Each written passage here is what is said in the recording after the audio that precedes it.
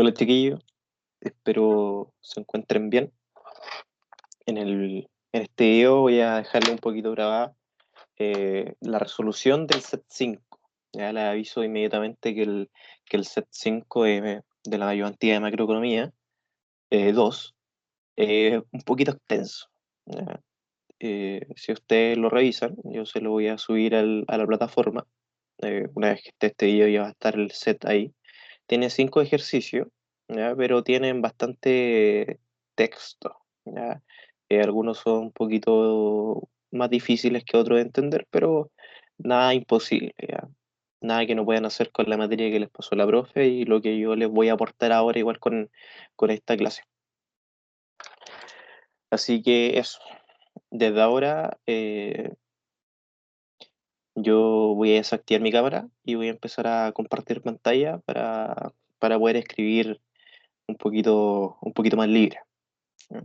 Le informo también, aprovechando mientras hago esto, de que dado que es bien largo el set, es probable que quede un poquito afuera.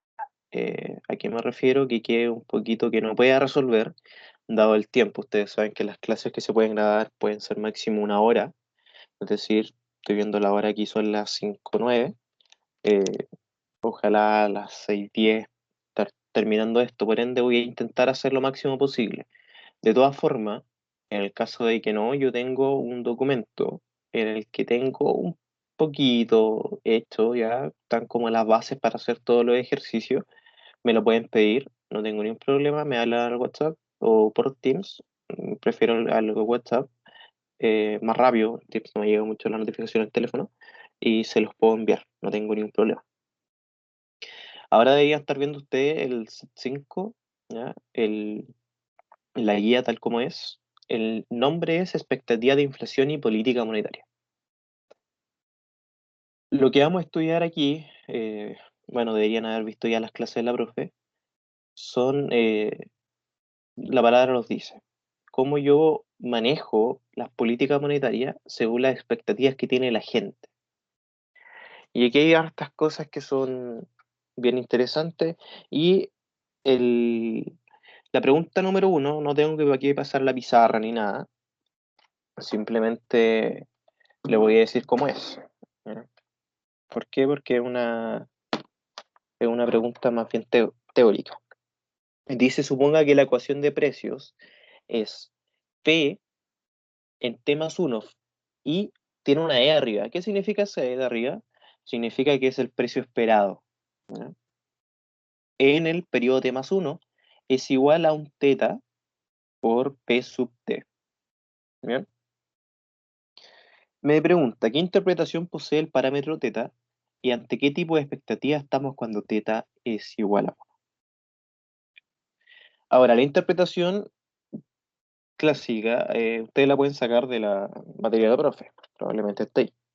Ahora lo que me interesa, si es que ustedes en el caso que le sacan en el certamen esto, es que digan que teta, básicamente, con las palabras de un estudiante, podrían decir que es la propensión de los precios actuales en el precio futuro. O básicamente podría ser la credibilidad de mantención de precio. ¿A qué me refiero con esto? Si, eh, si los precios fuesen iguales, teta sería uno, ¿cierto? Entonces serían los precios no van a variar en el tiempo. Entonces hay una credibilidad de que los precios se van a mantener. Se lo vuelvo a repetir. Es la propensión de los precios actuales en el precio futuro. Eso está claro, ¿verdad? Es decir, qué tanto se van a mantener los precios actuales en el precio futuro. Pero también se puede definir como la credibilidad de mantención de precios.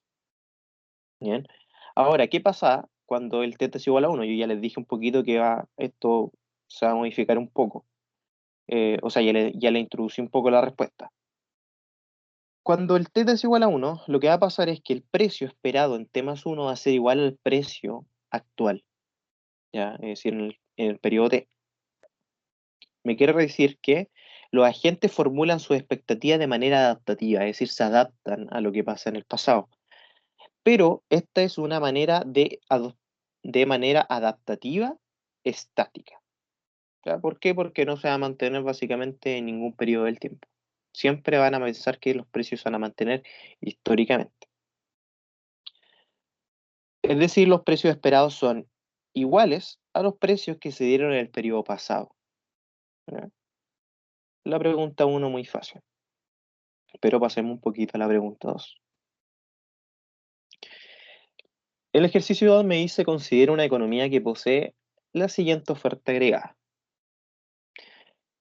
La oferta, ustedes van a saber que siempre es parte del precio y sale un P sub T es igual a un gamma por el precio esperado en T, 1 más un mu sub T. Ahí vamos a ver qué significa ese mu sub T. Por ZT partido U sub T. Ahí vamos a ver qué significa cada cosa. Dice, PT y PT esperado corresponden a los niveles de precios efectivos, es decir, lo que realmente pasa, y esperado en el periodo T. Acuérdense de la E, es que significa que son esperados. Que no tenga nada, es que son efectivos, los que realmente pasan. Además, mu sub T, ojo, mayor que cero, recordar eso dentro del ejercicio va a ser muy importante, representa el poder monopólico de las empresas en la fijación de precios. ¿Ya? Es decir, aquí si fuese cero, habría, por ahí podría decirse que podría asociarse a una cosita del índice de Lerner. ¿Ah? Ahí podrían buscarlo para acordarse un poquito. El Z sub T es el poder de los trabajadores para negociar reajustes salariales. En literatura normalmente se pone como igual el poder sindical. ¿Ya? Pero de forma más global el poder de los trabajadores haya o no haya sindicato. Y está también el U sub T, que es la tasa de desempleo. Ya, cosa que vamos a ver mucho cuando veamos la curva de Phillips por ahí, que aparece mucho acá también.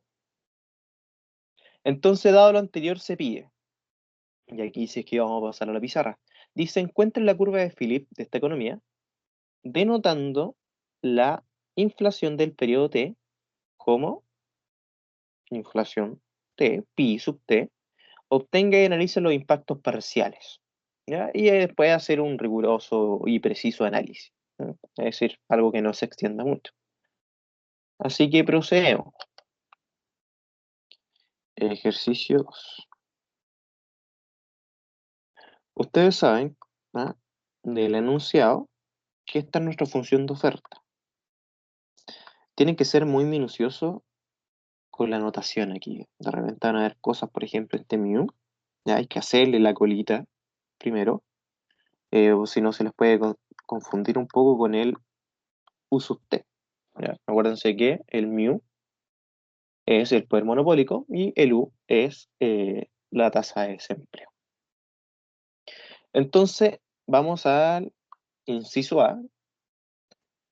Y para aplicar el inciso A, nosotros lo primero que vamos a hacer va a ser nivelar, ¿ya? Poner en nivel las variables. ¿Qué significa poner en nivel? Aplicar logaritmo natural. Es decir, vamos a aplicar logaritmo natural a todo. Ustedes deberían acordarse que el logaritmo natural tiene unas cuantas reglas, unas cuantas propiedades, que se los voy a poner aquí. ¿Ya? De todas formas deberían saberla. Cuando yo tengo un logaritmo natural de la multiplicación, es igual a la suma de los logaritmos naturales. ¿Bien? Análogamente, si yo tengo un logaritmo natural de la división, ustedes tienen que saber también que esto es la resta del logaritmo natural. Cosas que claramente deberían saber de los ramos de álgebra y cálculo al principio, pero no está de más recordarlo. Ya esos son la propiedad del producto y la propiedad del cociente. De esa forma, si yo aplico el logaritmo natural a todo aquí, aquí me va a quedar logaritmo natural de gamma, ¿verdad? Más logaritmo natural de precio esperado en t, más, voy a seguir aquí abajito, logaritmo natural de 1 más mu, ¿ah? O poder monopólico, más logaritmo natural de el poder de los trabajadores, menos, porque está dividido, ¿verdad? Logaritmo natural de la tasa de desempleo, o de U sub t. ¿Bien? Ahora tenemos que tener en cuenta algo. Ya, espero estén anotando por ahí. Tenemos que tener en cuenta lo siguiente. La inflación yo la puedo medir por esto.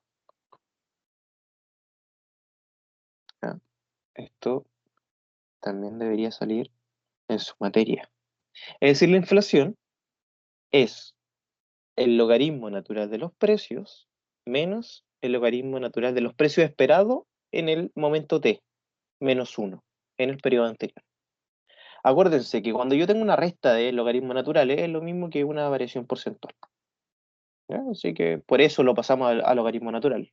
Es lo que le debería haber dicho al principio. Ahora, la inflación esperada es básicamente lo mismo, pero aquí los precios no son efectivos, sino que todos los precios son esperados.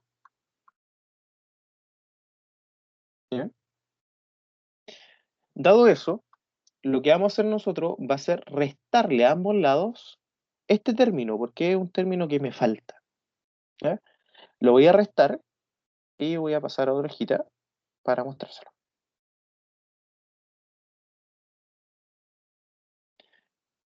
Entonces, nos quedaría logaritmo natural de p sub t menos logaritmo natural de precio esperado en t menos 1. Ahí quedó en un lado. Es igual a logaritmo natural del precio esperado. Aquí como que reordené un poquito para que se note que aquí igual va a quedar esta resta. T menos 1 esperado, ¿verdad? Más logaritmo natural de 1 más 1 más logaritmo natural de z menos logaritmo natural de u sub t. Acordarse de los puntitos que puse anteriormente. ¿Eh? Esto es esto, ¿ya? Y lo de aquí también es la inflación esperada. Y esto que tenemos aquí es lo que nosotros llamamos, ¿eh? De alguna forma, la curva de Philip. ¿Ya? Un poquito distinta a la que la conocemos, pero ya tengo puesta ya la inflación despejada y ya es una variante de la curva de Philip. Así que ¿qué nos falta? Según nuestra guía, nos pedía, obtenga y analice los impactos parciales. ¿Ya? Es decir, ¿qué pasa si nosotros derivamos parcialmente la inflación con respecto, primero, al poder monopólico? ¿Ya? Nos va a dar que esto va a ser 1 partido 1 más mu sub t. Ahí tienen que acordarse un poquito de lo que es la derivada del logaritmo natural. ¿Ya? Es decir, esto nosotros podríamos decir, en primera instancia, que es mayor que cero. Acuérdense que estos parámetros todos eran positivos. Entonces, ¿qué puedo deducir de aquí? En primero, podría deducir que la inflación se va a estandarizar. ¿Ya? La inflación se estandariza.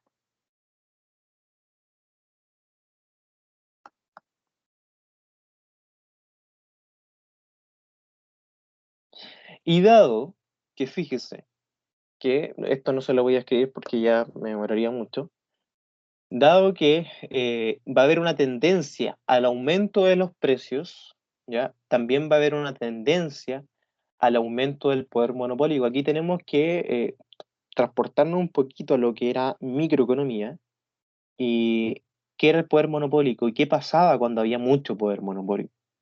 Cuando unas empresas tenían mucho poder monopólico, ¿qué hacían cuando entraba otra empresa?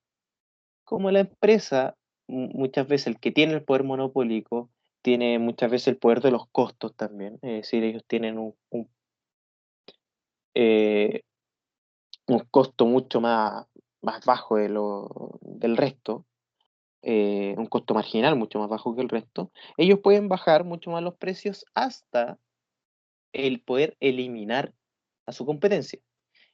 ¿Qué me quiere decir esto? Fíjense, yo dije disminuir los precios, ¿verdad? Bajar los precios. Pero una vez que están solos, ¿verdad? Que realmente funcionan como monopolio, ellos pueden manipular los precios para al alza. Y eso es lo que pasa ahora. Es decir, resumidas cuentas, el análisis de forma precisa, la inflación se va a estandarizar dado esto, y también va a haber una tendencia al aumento de los precios y al aumento del poder monopolio. ¿Ya? Ahora, ¿qué pasa si es que nosotros hacemos la derivada de esto con respecto a Z sub T? Acuérdense que era el poder de negociación de los trabajadores. Esto me va a dar esto, ¿ya? Que igual va a ser positivo. ¿Qué me refiere esto? Que va a haber un alto poder de negociación para el reajuste salarial. Es decir, los trabajadores van a tener un gran poder de negociación, ¿ya? O al menos va a ir al alza. Y pasemos con el último, que es con respecto al desempleo. Y como este era negativo, fíjense,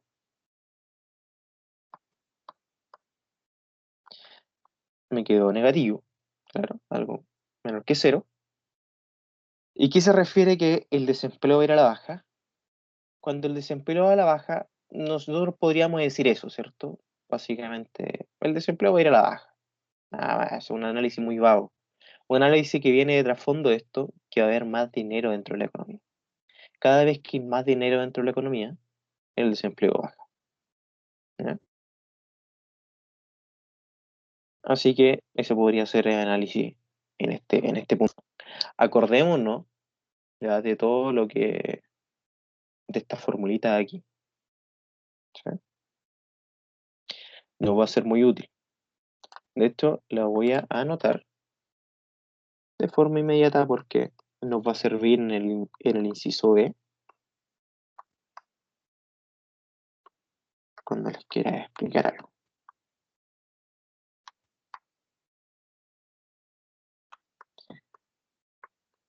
Hay ciertas variables que de forma macroeconómica, o al menos con esta materia, yo no puedo modificar. ¿Ya? Eso que les queda un poquito dando vueltas en la cabeza porque son cosas que básicamente son un poco exógenas. Entonces, el B me dice, ¿cuál será la nueva curva de Philip si existe una proporción P en la economía que se encuentra indexada a la inflación? ¿Bien? Por ende, nosotros tenemos que intentar indexar ese proporción P que elegí yo, pero realmente es un RHO, ¿ya? RHO, para que tengan la terminología precisa. Ahora, nosotros vamos a hacer esto, que esta curva de Philip, la inflación esté en equilibrio. ¿Qué es lo que pasa cuando la inflación está en equilibrio? Pasa lo siguiente. Cuando la inflación cae en equilibrio, ¿ya? Es lo mismo que aquí sumarle esto. Esto es una terminología que, la verdad, de dónde sale, no, no, para ustedes no tiene mucha importancia, al menos que se quieran estudiar, poner a estudiar en el de Gregorio Sale, lo pueden buscar. ¿Ya? Es una demostración bastante sencilla. Ahora, como yo les dije, hay cosas que de forma macroeconómica yo no las puedo modificar, ¿ya? Sino que las puedo modificar más de nivel micro. Por ejemplo, el nivel monopólico es algo muy micro, ¿ya? Porque básicamente se toman solamente una industria. El poder de negociación de las personas es algo totalmente más micro, ¿ya? No así el desempleo, ¿ya? Entonces, todas estas cosas, y esta, aparte que gamma es simplemente una variable que no depende del tiempo, son cosas que yo las puedo considerar casi constantes. Ah, ¿por qué? Porque más que constantes, son cosas que, como yo no las puedo modificar, son cosas que son exógenas a esto, ¿ya? Entonces las voy a poner simplemente como A, de forma que esto me va a quedar más A menos logaritmo natural de la tasa de desempleo en el periodo T. Ahora, ¿de qué forma nosotros vamos a indexar nuestro, el uno menos P, que no está, el P que no está indexado? Nosotros lo vamos a hacer de la siguiente manera. Mm, Lo vamos a ingresar así. Esto va a guiar P más 1 menos P de la inflación esperada en T. ¿Ya? Realmente la demostración que ustedes vieron delante, o sea, que yo les dije que podían ver, eh, lo que se demuestra básicamente es esto. ¿Ya? Este paso como que es un paso que yo les puse aquí como ustedes lo pueden introducir y quizás un poquito más claro. Pero realmente lo que se demuestra es esto. ¿Ya? Ahora ustedes tienen que saber que desde aquí se parte este ejercicio. Nada más cuando le pidan que esté indexado un RO. ¿Ya? Perdón si a veces le digo P o a veces le digo RO. Me confundo de repente. Entonces lo que vamos a hacer va a ser lo siguiente. Voy a pasar este negativo para allá. De forma que me va a quedar 1 menos RO por la inflación T. Pero fíjense, mucha gente me podría decir, pero ¿por qué, René, estás factorizando la inflación en T en equilibrio? ¿Por qué? Si este no era en equilibrio, entonces yo no podía factorizarlo porque no son las mismas. Pero si nos fijamos, sí son las mismas. ¿Y cómo sé que son las mismas? Porque ambos están en el periodo T y ambos son efectivos porque ambos no tienen el E. Por ende, este también está en equilibrio, solamente que no se pone por un tema de formalidad. Entonces, ¿puedo hacer esto? Lo puedo hacer, no hay un problema. Lo demás me queda igual. Menos A menos logaritmo natural de U sub T. Ahora, este lo voy a pasar dividiendo para acá y fíjese que ese con ese se me van a eliminar, ¿ya? Pero, y de todos modos va a quedar dividiendo mis otras variables, ¿ya? Por ejemplo, el A va a quedar con 1 menos P menos logaritmo natural de U sub T partido 1 menos ρ. Y esto sí tiene la indexación de este parámetro ρ. ¿Qué tienen que saber? Ahora, que la diferencia, lo podría expresar yo mejor como la diferencia aquí, mejor voy a poner aquí un menos y aquí él es igual, es decir, voy a pasar este que está aquí, lo voy a pasar negativo para allá. La fórmula es básicamente la misma. ¿Qué podría decir? ¿Y qué podría decir como respuesta al ejercicio B? Acuérdense que el parámetro, este A, ¿ya? Es un número grande, ¿verdad? Mucho más grande que el parámetro U sub T. De modo que si el ρ aumenta, mayor va a ser la inflación, ¿ya? Tomemos todo esto como la inflación. De modo también que si el ρ disminuye, eh, menor va a ser la inflación. O más técnicamente, va a haber, ojo con esto y lo pueden anotar, importante, va a haber una menor velocidad en la que la inflación esperada se va a acercar a la inflación en equilibrio. ¿Ya? Esto habla mucho de la credibilidad, ¿ya? Por ejemplo, el Banco Central, que es la que maneja eh, lo que es la inflación, ¿verdad? Al menos aquí en Chile. Eso con el ejercicio B, el inciso B. Ahora vamos a pasar al inciso C. Dice, ¿en qué escenario la inflación es más sensible al desempleo? Es decir, con indexación ya de esta proporción ρ o sin esta indexación. Para eso vamos a pasar a otra lámina y podemos analizarlo. En el primer caso, si nosotros cuando lo hicimos teníamos esta sensibilidad, ¿verdad? Que era 1 menos mi sub t. Y en el segundo caso, este vamos a poner 1 y aquí vamos a poner 2. En el segundo caso, si nosotros hiciéramos exactamente lo mismo, aquí nos daría esto. Menos 1 partido U sub t, 1 menos No, ahí puse doble paréntesis y usted ahí lo omite. Lo que también es negativo, ¿eh? Ambos son negativos, ambos son números menores que cero. De forma que, ¿cuál es más sensible? ¿Ya?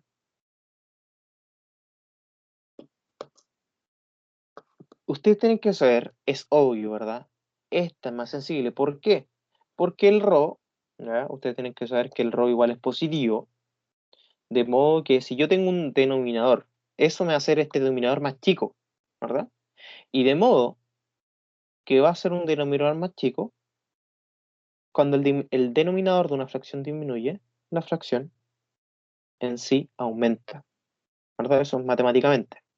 Entonces, en el escenario con indexación de este parámetro ρ, va a ser más sensible, ¿ya? La inflación a la tasa de desempleo.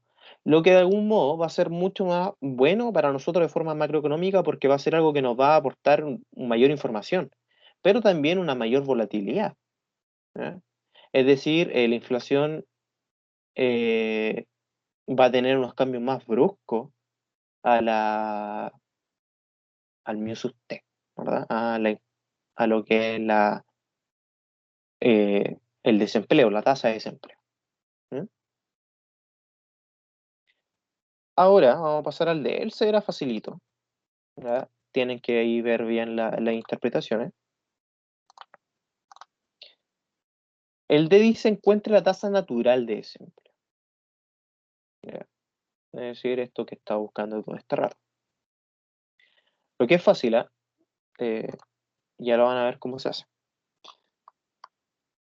Cuando yo tengo la tasa natural de desempleo, ¿ya? Se da algo especial. La inflación esperada es igual a la inflación que ocurre. ¿Por qué? Porque la tasa natural de desempleo, cuando se da, es que la economía está marchando de una forma perfecta, como reloj, podría decir. De esta forma, la gente cree tanto en la institución del Banco Central, en este caso, tiene tanta credibilidad que la gente básicamente espera siempre que las cosas marchen bien y las cosas realmente marchan bien. ¿Por qué? Porque existe la tasa natural de desempleo. Entonces, nosotros tienen que acordarse usted que, lo siento, moví un poquito esto, nuestra fórmula era esta,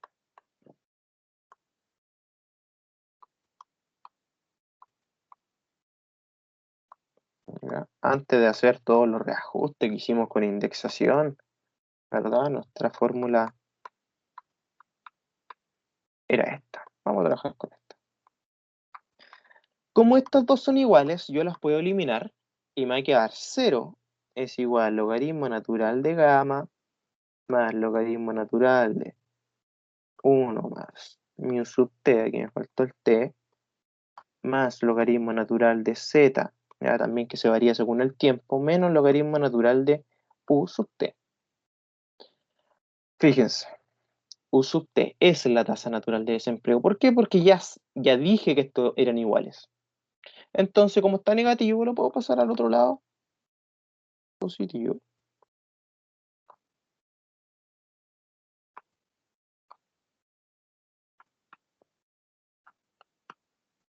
Y exactamente esto es lo que nosotros vamos a llamar tasa natural de desempleo. Y ahí está hecha la alternativa D. Fácil, muy fácil hasta el momento.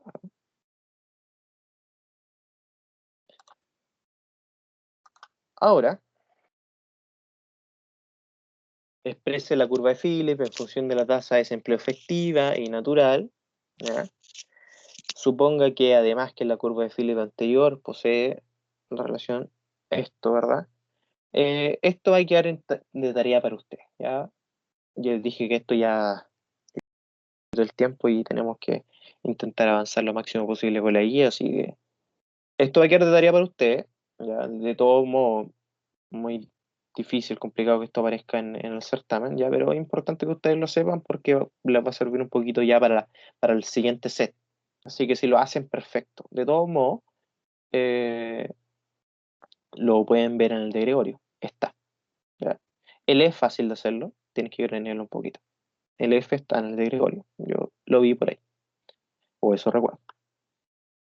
Vamos a pasar al E, o sea, al ejercicio 3, en donde no va a resolver la función IS, ¿ya? Acuérdense que esto era como la materia pasada de alguna forma. Y me dice, considera una economía tiene una función IS dada por tanto, la que nosotros vemos aquí, donde I sub t es el producto real de la economía, ¿ya? Es decir, los productos que son reales ya están deflactados, de esta forma está deflactado por la inflación.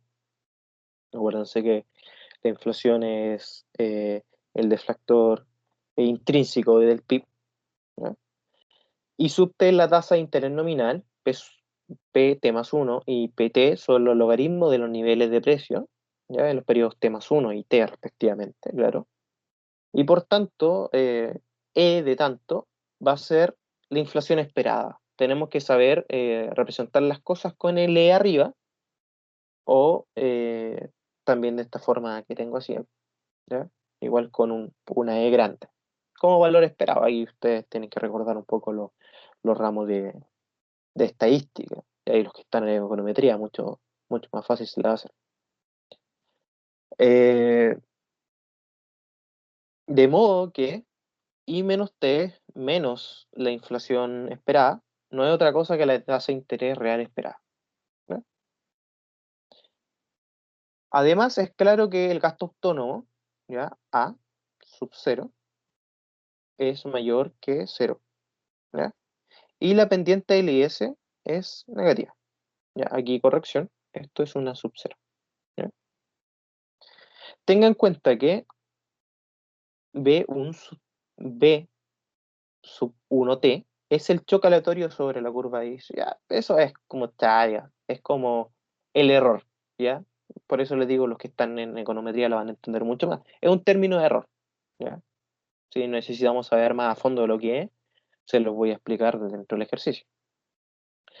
Como sabemos también, no podemos hacer mucho solamente con la curva IS, sino que también necesitamos la LM. Esto lo deberían saber ustedes ya del certamen pasado.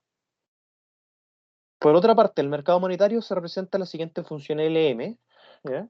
Donde M sub T es el logaritmo de la oferta monetaria nominal. Por otro lado, esa resta que tenemos aquí, ¿verdad? Representa la oferta monetaria real, ¿ya? Exógenamente dada por el Banco Central. Acuérdense que el Banco Central ve la oferta monetaria real de dinero que hay, ¿ya? En base a eso es lo que mueve la inflación. Además, se tiene que C sub 0 es una constante, ¿ya? Y que los parámetros C1 es mayor que cero y C2 es eh, menor que cero. Y son las sensibilidades de la oferta tiene frente a fluctuaciones del precio y frente a la tasa nominal de interés. Es decir, eh, tiene una sensibilidad positiva con respecto a las fluctuaciones del producto, ¿ya? Y tiene una sensibilidad negativa a la tasa nominal de interés. Esto ustedes lo pueden ver, es obvio, ¿verdad? La oferta monetaria real de dinero, ¿ya? Si es que el producto aumenta, igual va a aumentar eh, la oferta monetaria real de dinero, ¿ya? Pero de todos modos, si es que la tasa nominal de interés, ¿ya? Está alta, significa que la oferta monetaria real de dinero eh, va a estar muy baja, ¿ya? Así pueden ver la sensibilidad. Tengan en cuenta también que B2 sub T es el choque aleatorio de lo mismo. ¿Ya? ¿Qué es lo importante aquí? Fíjense, que sigue una distribución normal, ¿ya? Con media cero y varianza sigma cuadrado, ¿ya? Importante es la varianza, o sea, la media, ahí lo van a ver. Aquí siguen básicamente lo mismo. En inciso A me dice determine la demanda agregada y explique la forma de esta función. Así que lo vamos a hacer. Para eso nosotros vamos a poner aquí en una plantilla, vamos a recordar un poquito las funciones que nos salía, es decir, curva y S, que es I sub t, es igual a sub 0 más a sub 1, ¿ya? I sub t menos el precio esperado en t eh, menos pt menos 1 más este shock que tenía por aquí. Y ahora vamos a ver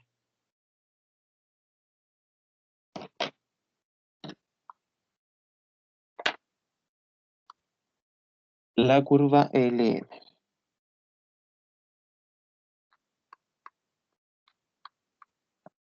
C sub 0, C sub 1,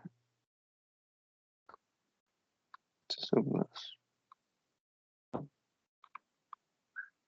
2C. ¿Ya? Esto era. Perdón el silencio, que justo está pasando algo aquí al frente de mi casa. El A nos pedía, acuérdense, que la variable dependiente que tenemos todo aquí siempre es el I sub t. Ya, eso lo tenemos que tener claro. De modo que lo vamos a intentar despejar. ¿Ya? Si yo, bueno, ahí van a ver el despeje. Voy a querer despejar I sub t. Quiero hacer esta. Y me va a quedar eso, ya, porque se va a quedar a ese lado. Básicamente voy a tener que pasar este restando. ¿Ya? Eh, Esto, fíjense, no importa si queda positivo o queda negativo, ¿ah? Los términos estos que son términos de error, ¿ya? Estos shocks aleatorios, que son básicamente términos de error, da igual si están positivo o negativo, ¿ya? Simplemente son. Es como el cero. No es positivo ni negativo, simplemente son. Y esto sí va a quedar positivo.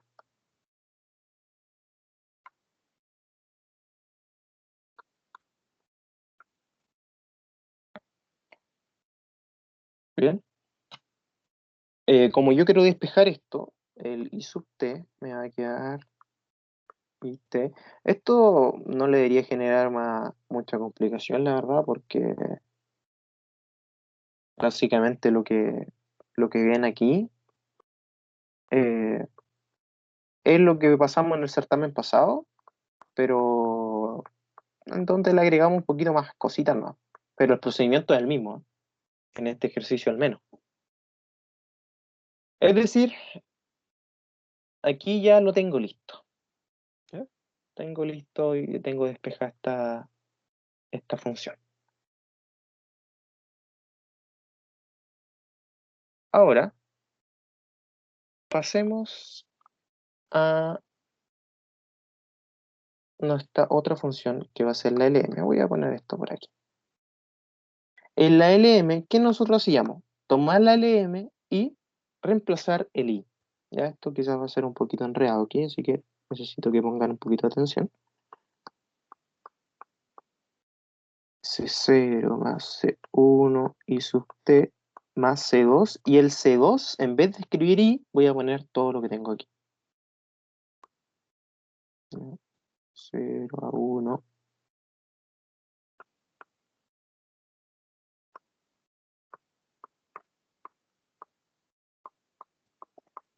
¿Ya? Y todo lo que tengo aquí.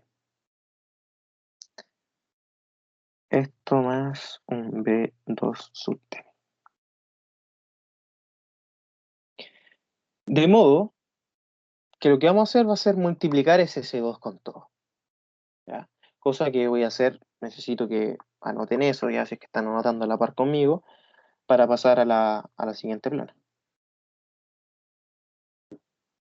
Esto me va a quedar mt menos p sub t es igual a c0, ¿verdad?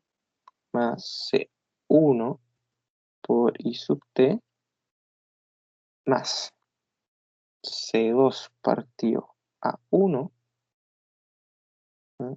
I sub t menos a0 partido a 1 por c2 más C2, el valor esperado de P sub T menos P sub T menos 1. ¿Ya? Y si se dan cuenta, y dejé un poquito después este. ¿Ya? ¿Por qué? Porque lo quería juntar con el otro término de choque aleatorio. Como yo tengo dos choques aleatorios, estos dos los voy a como fusionar de alguna forma y los voy a poner I sub T y van a ser mis recibos. ¿Ya? Que el recibo, mis términos de error. Es decir, choque aleatorio. ¿Ya? Pero juntos los dos. No tiene mucha importancia. No genera relevancia tener dos choques aleatorios dentro de una función. Sí, así que por eso los junto en uno. ¿Ya? Simplemente algo que se hace. Ahora voy a despejar todo lo que tiene el producto. ¿Por qué voy a despejar el producto? Porque de esta forma yo voy a poder sacar la demanda agregada. ¿Ya? La demanda agregada, acuérdense que es el producto. Así que va a quedar C1 y sub t más C2 partido a 1 y sub t va a ser igual a ¿qué? ¿Ya? mt menos pt menos C0, ¿ya? Más A0 partido a 1 C2 más, o menos digo, el valor esperado de P sub t menos t más 1 más mi término de recibo o de error, ¿ya? Que simplemente lo puse con, podría haberlo puesto B sub 3, pero le quise poner un E, ¿ya? Es más cómodo ocupar eso. Acuérdense que esto puede estar positivo, puede estar negativo, me da totalmente igual, ¿ya? Simplemente es. Ahora, lo que vamos a hacer va a ser lo siguiente. Vamos a pasar otra vez a nueva plantilla y fíjense que aquí, esto de acá, yo puedo dejarlo así, ¿verdad? Factorizar. Perdón si esto está un poquito enredado, que el ejercicio es más o menos largo, más fácil hacerlo en una pizarra, ¿verdad? De forma presencial, en donde ustedes pueden ver el desarrollo de principio a fin. Hay que ir un poquito más enredado. De forma que me va a quedar I sub t es igual a mt menos p sub t, ¿verdad? Menos. Y aquí voy a juntar algunos términos. Por ejemplo, todos los que están divididos por a sub 1. A 0, P2, a sub 1.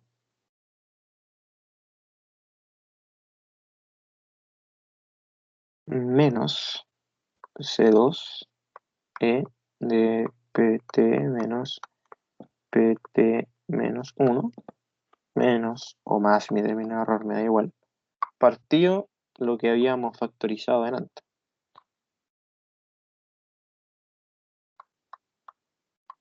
Ya, si ustedes lo hacen de forma más detallada, yo lo estoy haciendo aquí un poquito rápido para poder avanzar. De esta forma, a nosotros nos va a quedar lo siguiente. ¿Ya?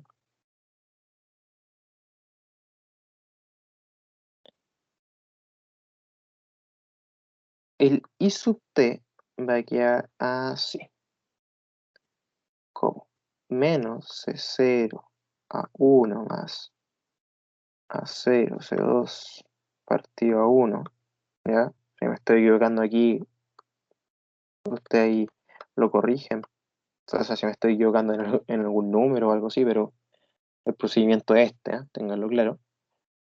Eh, Más mt menos pt por 1 partido C1 a 1 más C2 partido a 1, ¿ya? Menos C2 partido C1 a 1 más C2 partido a 1, valor esperado de todo eso, que no lo voy a volver a escribir por tiempo. ¿Y qué tienen que saber? Este término que queda aquí, yo lo puedo poner como un beta sub 0, que es una constante, ¿ya? El término que quedó aquí yo lo puedo poner como beta 1, ¿ya? Que va a ser la sensibilidad de la oferta real monetaria. Y eh, esto lo voy a poner como el 2, que va a ser la sensibilidad del producto con la inflación esperada. ¿Ya? Fíjense que este igual está multiplicado por todo por todo eso. Es decir, si yo quiero, puedo poner, en vez del el E, puedo cambiarlo, ¿ya? Porque va a ser un E multiplicado por algo. Es decir, para no escribir el E de nuevo, porque sería como ignorar todas las constantes que están multiplicando, puedo poner, no sé, un K sub T. ¿Ya? Así que voy a reorganizar un poquito esto. Me quedaría demanda agregada va a ser igual a eh, I sub T igual a beta cero, ¿verdad? Más beta uno por la demanda real de dinero, menos el beta 2 ya, de este, que lo voy a escribir de nuevo, menos un K sub T, o más un K sub T, como ustedes quieran decirlo. ¿Ya? Esa sería la respuesta de la A. ¿No? Sí, un poquito enredado, pero nada muy imposible. Ahora, ¿qué sería este K sub cero que les quedó aquí? Ustedes lo pueden tomar como el- un shock perturbador, ¿ya? Un shock aleatorio sobre la curva y eso, la demanda agregada. ¿Ya? Siempre va a ser un choque aleatorio, un perturbador. Eh, eso. ¿Ya? Vamos a seguir. Ahora estoy en no saber si seguir con esto, ¿ya? O seguir con esto porque nos queda muy poco tiempo de clase. Eh, de modo que el resto del tren le va a quedar como tarea. Voy a cortar el video ahora y les voy a subir otro video, va a ser ayudantía 5, ¿verdad? Parte 2, en donde voy a empezar desde el 4. Y ahí le voy a intentar hacer el 4 y el 5 juntos o todo lo que pueda hacer dentro de ese ejercicio. ¿Ya? De ese modo, estaríamos cerrando un poquito esto. 48 minutos está más que bien, ya para que vean la primera parte. Le hice el uno, le hice el 2 casi completo y el 3 se lo introduje. De todas formas, el 3, ustedes tienen que saber que le está por ahí la indicación resuelta, así que si lo quieren tener, me lo pillen nada. Así que, chiquillos, voy a detener la grabación. Nos veremos ya aquí en la parte 2 de esta misma ayudantía.